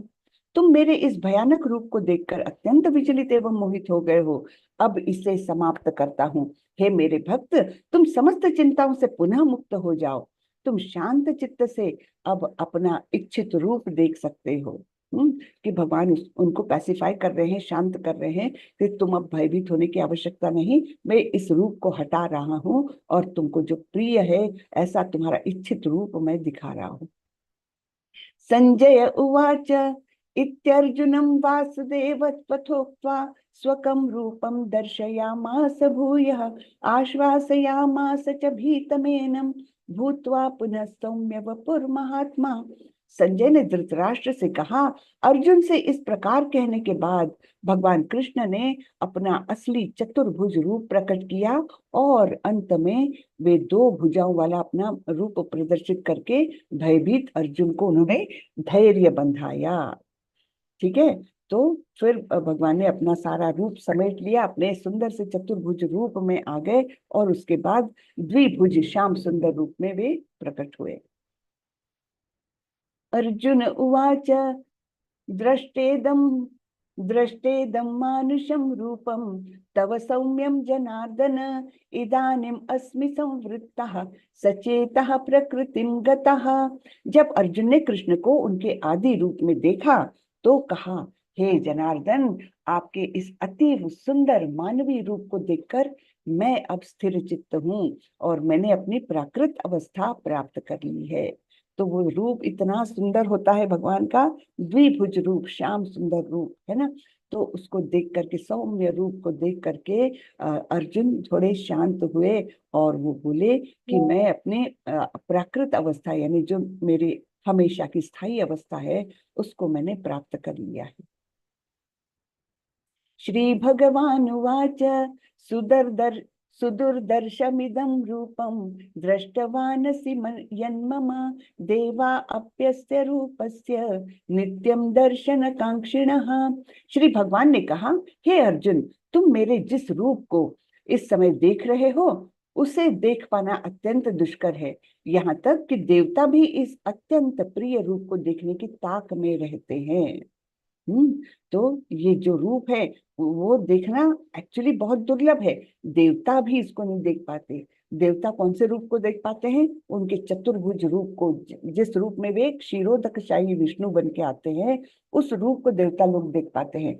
तो इसलिए जब भी भगवान ये द्विभुज रूप धारण करते हैं तो देवता लोग भी तत्परता से आकर के उसका दर्शन लेना चाहते हैं। ठीक है ना। नाहं वेदैर्न तपसा न दानेन चेज्जया शक्य एवं विधो द्रष्टुम दृष्टवानसि माम यथा। तुम अपने दिव्य नेत्रों से जिस रूप का दर्शन कर रहे हो उसे न तो वेदाध्ययन से, न कठिन तपस्या से, न दान से, न पूजा से ही जाना जा सकता है। कोई इन साधनों के द्वारा मुझे मेरे रूप में नहीं देख सकता। ठीक है, तो ये रूप जो है इसको ना तो वेदों के जो अभ्यासक है वो देख सकते हैं, न तपस्वी देख सकते हैं, न दानी देख सकते हैं, न बहुत पूजा करने वाले ही देख सकते हैं, जान सकते हैं। हाँ, तो इन साधनों से मेरे इस रूप को कोई नहीं देख सकता। भक्त्या त्वनन्यया शक्य अहम एवं विधोर्जन ज्ञातम द्रष्टुम च तत्वेन प्रवेष्टुम च परंतप। हे अर्जुन, केवल अनन्य भक्ति द्वारा मुझे उस रूप में समझा जा सकता है जिस रूप में मैं तुम्हारे समक्ष खड़ा हूँ, और इसी प्रकार मेरा साक्षात दर्शन भी किया जा सकता है। केवल इसी विधि से तुम मेरे ज्ञान के रहस्य को पा सकते हो। तो फिर से भगवान बार बार भक्त के बारे में बता रहे। इसके ऊपर के श्लोक में बताया था, ना वेदाध्ययन करने से, ना तपस्या से, ना दान से, कुछ भी कर लो लेकिन मुझे इस रूप में कोई समझ नहीं सकता। हाँ, लेकिन केवल भक्त्यात्वनन्या शक्य, जो अनन्य भक्त है वो ही मुझे इस रूप में समझा जा सकता है, जिस रूप में मैं तुम्हारे समक्ष खड़ा हूँ। ठीक है ना। तो भक्ति का ये महात्म्य है कि भगवान को हम तत्वतः जान सकते हैं, अन्य कोई भी नहीं जान सकता। ज्ञानी की दौड़ होती है कहाँ तक? ब्रह्म ज्योति तक। योगी की दौड़ होती है कहाँ तक? ब्रह्म, वो परमात्मा स्वरूप तक। लेकिन भक्त केवल भगवान तक जा सकता है।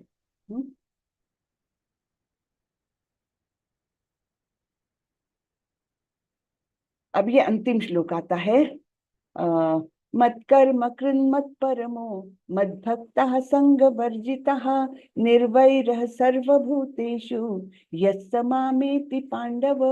हे अर्जुन, जो व्यक्ति सकाम कर्मों तथा मनोधर्म के कल्मश से मुक्त होकर मेरी शुद्ध भक्ति में तत्पर रहता है, जो मेरे लिए ही कर्म करता है, जो मुझे ही जीवन लक्ष्य समझता है, और जो प्रत्येक जीव से मैत्री भाव रखता है, वह निश्चय ही मुझे प्राप्त कर सकता है। तो कितने क्वालिफिकेशंस बताए हैं? जो सकाम कर्म और मनोधर्म के कल्मश से, कल्मश यानी बुराई है ना, इससे, इन बुराइयों से मुक्त है, मनोधर्म से भी मुक्त है, अर्थात मनोकामनाएं जो होती है ना, ये इच्छा करना, वो करना, और सकाम कर्म, उनसे मुक्त है। फिर मेरी शुद्ध भक्ति में तत्पर रहता है, जो मेरे लिए ही कर्म करता है। सारे कर्म भक्तों के कैसे रहते हैं? टुवर्ड्स कृष्णा, कृष्ण को संतुष्ट करने के लिए सारे कर्म उसके उसी के लिए रहते हैं। अपनी नियत कर्तव्य भी इसीलिए वो इतने निष्ठापूर्वक करता है कि जिससे कृष्ण संतुष्ट हो जाए, है ना। तो सारे कर्म भगवान की संतुष्टि के लिए करता है। जो मुझे ही जीवन लक्ष्य समझता है, ये बहुत इंपॉर्टेंट है, क्योंकि मनुष्य जीवन पाया है तो कम से कम हमको जाना कहाँ है ये भी तो पता रहे, है ना। ये जीवन का प्रवास तो हम कर रहे हैं, लेकिन क्यों क्यों हम इस भौतिक जगत में आए, क्यों अभी मुझे ये मनुष्य देह मिला है और इतने सारे प्राणी हैं, है ना। क्यों कुछ मनुष्य बहुत दयनीय अवस्था में रहते हैं, कुछ बहुत समृद्ध अवस्था में रहते हैं, क्यों कोई लोग अमेरिका में जन्म लेते हैं और कोई लोग इंडिया में जन्म लेते हैं, क्यों ऐसा है। ये सारे जिसको प्रश्न आएंगे ना, वही अपना जीवन लक्ष्य क्या है ये सोचेगा कम से कम। नहीं तो क्या, खाया पिया सोया और मर गए, है ना। ये तो जीवन नहीं जीना है हमको। मनुष्य जीवन दुर्लभम मानुषम जन्म, है ना। तो प्रहलाद महाराज ने बोला हुआ है कि भगवत प्राप्ति का रास्ता तो कौमार अवस्था से ही चालू कर देना चाहिए, एकदम बचपन से चालू कर देना चाहिए, क्योंकि मृत्यु का क्या भरोसा, वो कभी भी आ सकती है। क्या हमको भरोसा है कि हम बुढ़ापे तक, बहुत बूढ़े होने तक जिंदा रहेंगे, तब जाकर हम भगवत भक्ति करेंगे। अभी क्या करना है, अभी तो हम यंग है ना। ऐसा बहुत लोग बोलते हैं, लेकिन प्रहलाद महाराज बोलते हैं कि मौत का क्या भरोसा है, किसी भी क्षण आ जाएगा और फिर आपका जीवन व्यर्थ हो जाएगा। इसलिए जिस समय ये ज्ञान हो जाए उसी समय से भक्ति में लग जाओ, जिससे फिर आपका जीवन सफलता की ओर जाए। जीवन लक्ष्य को समझना है, और जो प्रत्येक जीव से मैत्री भाव रखता है, किसी से दुश्मनी नहीं है उसकी, है ना, तो वह निश्चय ही मुझे प्राप्त करता है। निश्चय बोल रहे हैं भगवान, हाँ, निश्चित रूप से मुझे प्राप्त कर सकता है। तो हरे कृष्ण, ये बहुत बड़ा अध्याय है, वैसे 55 श्लोक है, देखिए एक दिन में कंप्लीट करना भी वो हो जाता है, लेकिन इसमें ज्यादा कुछ समझाने वाली बात नहीं है, वर्णन ही है, इसलिए ये हो सका, है ना। हरे कृष्णा। हरे कृष्णा माता जी, धन्यवाद हरे प्रभु। हरे कृष्ण माता जी। हरे कृष्ण माता जी। हरे कृष्ण। हरे कृष्ण माता जी। हरे कृष्ण। माता जी हरे मेरे कृष्ण। जी प्रभु, परंजय प्रभु क्या बोल रहे थे। माता जी, इसमें जो है ना कि अगर हमें दिव्य रूप को देखना है तो भगवान ने बोला है कि ना तो वेद अध्ययन से, ना दान से, पुण्य से, ज्ञान से या पूजा से इसको देखा जा सकता है। तो एक है चीज पूजा, कि आप पूजा से भी नहीं देख सकते, और एक है आपकी अनंत भक्ति। तो दोनों में जो डिफरेंस है अनंत भक्ति और पूजा, अनंत भक्ति से हम इस विराट रूप को मतलब देख सकते हैं, और लेकिन पूजा से नहीं देख सकते। दोनों का डिफरेंस क्या डिफरेंस है? नहीं, पूजा यानी एक विधि हो गई एक प्रकार से, लेकिन अनन्य भक्त तो सब समय भगवान का ही सोचता है, चिंतन करता है, मनन करता है, भगवान के ही लिए कार्य करता है ना। सारे कार्य जो है उसके टुवर्ड्स कृष्णा है, केवल भगवान को तुष्ट करने के लिए। संसिद्धि हरितोषणम, तो जो कुछ भी करेगा वो केवल भगवान को संतुष्ट करने के लिए।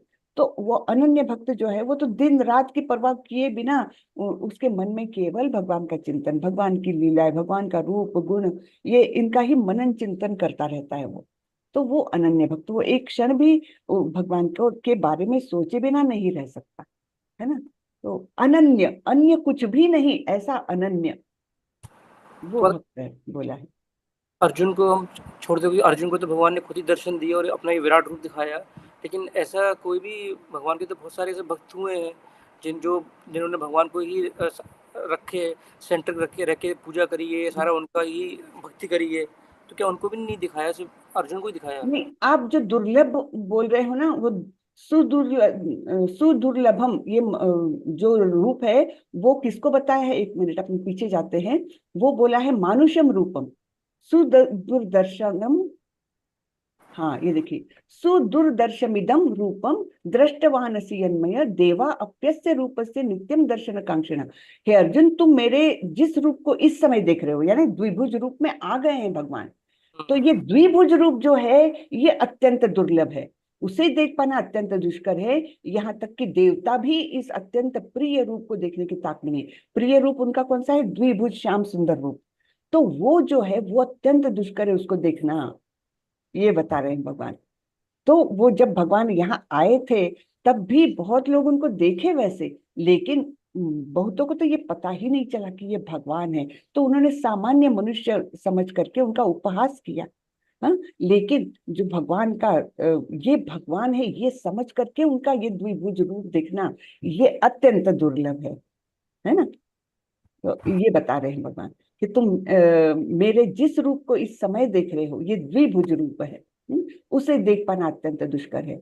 और ये विराट रूप भी दुष्कर है, वो तो किसी ने भी नहीं देखा, लेकिन उसकी कामना भी भक्त लोग नहीं करते हैं। भक्तों की ये स्पेशलिटी है कि वो केवल ये श्याम सुंदर रूप को ही देखते हैं। इवन उनका चतुर्भुज रूप में भी देखने को उनको इंटरेस्ट नहीं, विराट रूप में तो नहीं। विराट रूप क्या है, एक क्षणिक उन्होंने अपना वो स्वरूप दिखाया, वो कोई परमानेंट रूप नहीं है उनका। केवल भौतिक जगत में प्रविष्ट होने के लिए कौन सा रूप धारण किया, अर्थात कौन से क्या क्या चीजें उन्होंने बनाई, देवता बनाए, अलग अलग देवताओं को एक एक काम के लिए नियुक्त किया। वो सारे देवता लोग ये सारा सृष्टि का मतलब डे टू डे ड्यूटीज कर रहे हैं, वो सारा रूप उन्होंने उसमें दिखाया था। लेकिन भक्त लोगों को उसकी कामना नहीं रहती। यहाँ पर प्रभुपाद जी ने कहीं तो भी ये बताया भी है, शायद अंतिम इसमें बताया होगा।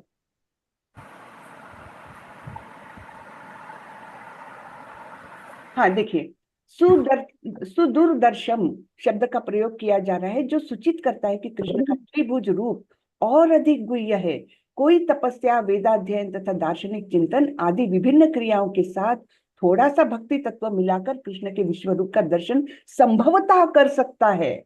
यानी विश्व रूप का दर्शन करना संभवतः पॉसिबल है, लेकिन भक्ति तत्व के बिना यह संभव नहीं है। इसका वर्णन पहले ही किया जा चुका है। फिर भी विश्व रूप से आगे कृष्ण का द्विभुज रूप है, जिसे ब्रह्मा तथा शिव जैसे बड़े बड़े देवताओं द्वारा भी देख पाना और भी कठिन है। ठीक है ना, विश्व रूप से आगे बढ़कर है ये रूप, इतना इसका दर्शन करना दुर्लभ है। ये यहाँ पर प्रभुपाद जी स्पष्ट करते हैं। और यानी बड़े बड़े देवता भी इस रूप का दर्शन करने के लिए लालायित रहते हैं। इतना वो सुंदर रूप है, उसका दर्शन करने के लिए बड़े बड़े देवता भी लालायित रहते हैं। हाँ, वे उनका दर्शन करना चाहते हैं। और श्रीमद् भागवत में प्रमाण है कि जब भगवान अपनी माता देवकी के गर्भ में थे तो स्वर्ग के सारे देवता कृष्ण के चमत्कार को देखने के लिए आए और उन्होंने उत्तम स्तुतियां की। यद्यपि उस समय वे दृष्टिगोचर भी नहीं थे, वे उनके दर्शन की प्रतीक्षा करते रहे। मूर्ख व्यक्ति उन्हें सामान्य जन समझकर भले ही उनका उपहास कर ले और उनका सम्मान न करके उनके भीतर स्थित किसी निराकार कुछ का सम्मान करे, किंतु यह सब मूर्खतापूर्ण व्यवहार है।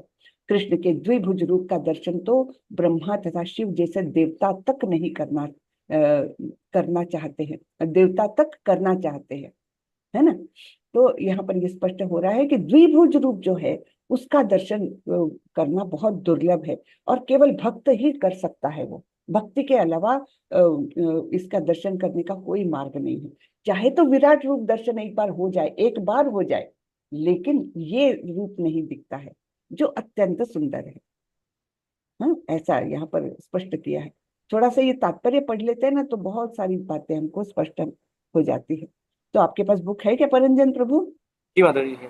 हाँ, तो जरूर पढ़िए आप, है ना। जी। तो निष्कर्ष यह निकला कि यद्यपि कृष्ण के विश्व रूप का दर्शन कर पाना अत्यंत दुर्लभ है और हर कोई ऐसा नहीं कर सकता, किंतु उनके श्याम सुंदर रूप को समझ पाना तो और भी कठिन है। ये अंतिम लाइन देखिए, है ना। ठीक है, जी माता जी, हरे कृष्ण। हरे कृष्ण। आकाश प्रभु जी, प्रभु हरे कृष्ण। आकाश प्रभु कुछ पूछना है? हैंड रेस किया था आपने। कृष्ण माता जी। हरे कृष्ण जी। माता जी आपने बताया था कि जो 2 तारीख को क्लासेस शुरू होगी वो कौन से थर्ड लेवल वाली होगी? नहीं नहीं, फर्स्ट लेवल वाली 18 डेज कोर्स जो आप लोगों ने भी किया होगा ना। हाँ जी तो जी जी वहां जी से, माता जी। तो वो वाली बिगिनर्स स्टार्ट के होगी। लिए। हाँ, वो 2 जून से स्टार्ट हो रहा है नया सेशन।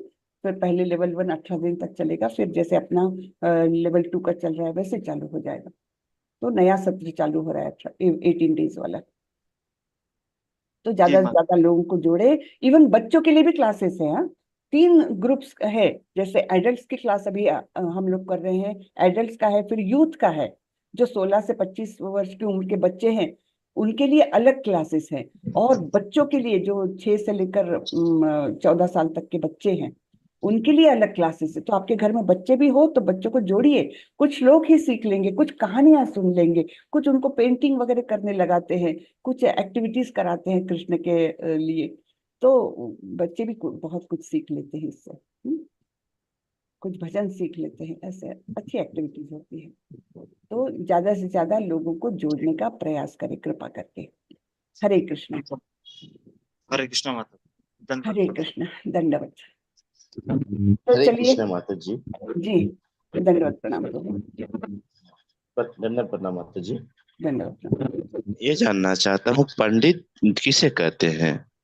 ज्ञानी। जो जो शादी ब्याह में वो वेद पढ़ते या घर में पूजा अनुष्ठान कराते उसे पंडित कहते हैं, या उसका पंडित का क्या मतलब होता है, थोड़ा हमको आप एक्चुअली बताइए। एक्चुअली पंडित तो ज्ञानी को बोलना चाहिए जिसको ज्ञान है। अब हम समझते हैं कि जो हमारे यहाँ पंडित जो हमारे यहाँ आते हैं पूजा वूजा कराने के लिए, वो 4 8 10 लोग बोल देते हैं पट पट पट पट, है ना।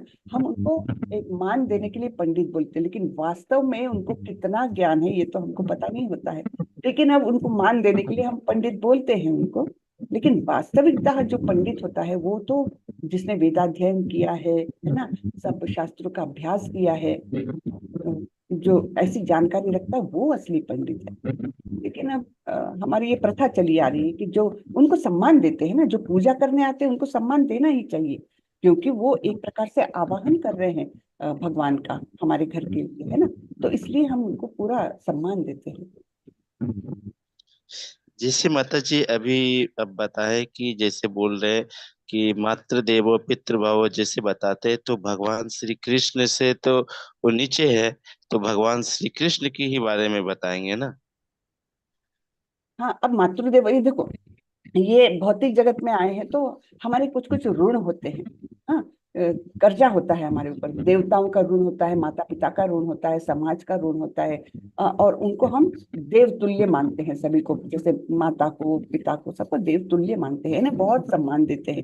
लेकिन अल्टीमेटली अगर एक श्लोक भी आता है भागवतम में कि अगर हम कृष्ण के प्रति भक्त बन जाते हैं तो हमारे ये सारे ऋण जो है, कर्जा जो है, देवताओं का, समाज का, माता पिता का और गुरुजनों का, इनका सभी का जो ऋण है हमारे ऊपर, वो ऋण अपने आप फिट जाता है। मतलब क्या, जीरो हो जाता है, बैलेंस जीरो हो जाता है ऋण का।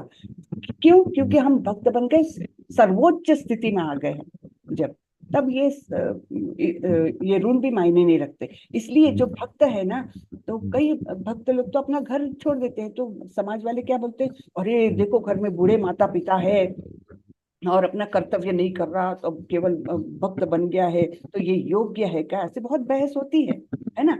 लेकिन ये शास्त्रों में दिया गया है, और शास्त्र कभी गलत नहीं हो सकते, क्योंकि वे अपौरुषीय है, उसको कोई किसी मानव ने नहीं बनाया हुआ, उसका निर्माण किया है भगवान द्वारा ही किया गया है।